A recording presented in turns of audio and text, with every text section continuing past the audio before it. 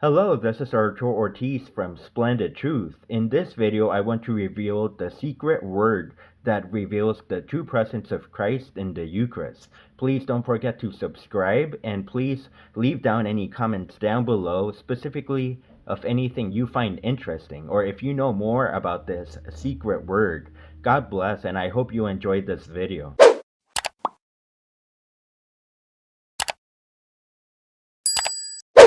The reason I call this word secret or mysterious is because not many people read Greek or Latin for that matter. Furthermore, not many people have investigated the origins of this specific word. So what word am I talking about? The word is one that appears right at the middle of the Our Father in the Greek. The Our Father in English, in discussing bread, simply calls it bread. Give us this day our daily bread. However, the Greek says something entirely different. It says, give us this day our ἐπιούσιον bread. The word ἐpiousion is a Greek compound word.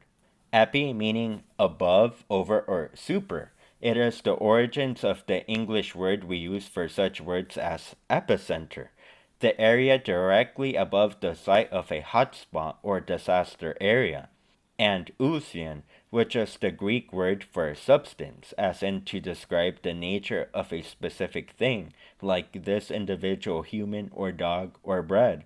This is why the Latin Vulgate translates it as panem supersubstantialem, supersubstantial bread. So if we put the words together, the word ἐπιούσιον literally translates into the English as give us this day our supersubstantial bread. In other words, it isn't mere ordinary bread we are praying for, although we also are indeed praying for our daily necessities, which is definitely a true meaning of the Greek text. But we are primarily and more importantly praying to receive Christ himself in the Eucharist, our supersubstantial bread.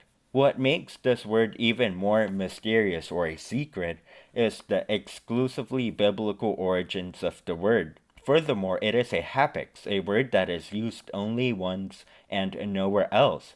Monsignor Charles Pope states that the word ἐπιούσιον does not seem to exist anywhere else in ancient Greek. Not even the Greek fathers, who spoke and wrote Greek as their mother tongue, were aware of its origins. Even Origen, perhaps the most learned Greek church father, who was drastically well read, thought that Matthew and Luke and or the early church had made up or coined the term. This word does not appear anywhere else in the Bible for that matter, only in context with the Our Father, Matthew 6:11, Luke 11:3.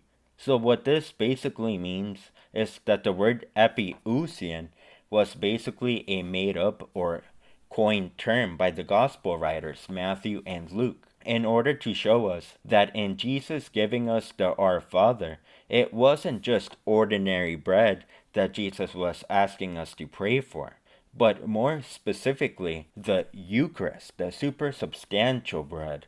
Let us then finish by quoting the church fathers themselves, who are in uniform agreement with each other regarding to explain the supernatural meaning of Matthew 6:11, the origins of the Our Father, to explain the word ἐπιούσιον.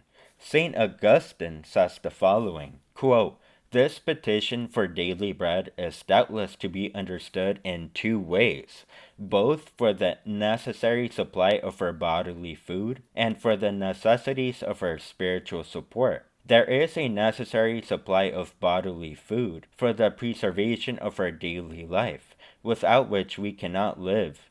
This is food and clothing, but the whole is understood in a part. When we ask for bread, we thereby understand all things. There is a spiritual food which the faithful know, which ye too will know when ye shall receive it at the altar of God, end quote, namely the Eucharist. Saint Cyprian says, quote, so also we call it our bread, because Christ is the bread of those who are in union with his body. And we ask that this bread should be given to us daily, that we who are in Christ and daily receive the Eucharist for the food of salvation may not, by the interposition of some heinous sin, by being prevented as withheld and not communicating from partaking of the heavenly bread, be separated from Christ's body, as he himself predicts and warns. I am the bread of life which came down from heaven. If any man eat of my bread, he shall live forever. And the bread which I will give is my flesh for the life of the world. End quote. Lastly, St. Jerome says, quote, we may also interpret the word supersubstantialis, otherwise as that which is above all other substances, and more excellent than all creatures, to wit, the body of the Lord. End quote. Thank you for watching this video. If anyone wants to share more insight about this word, please leave your comment down below.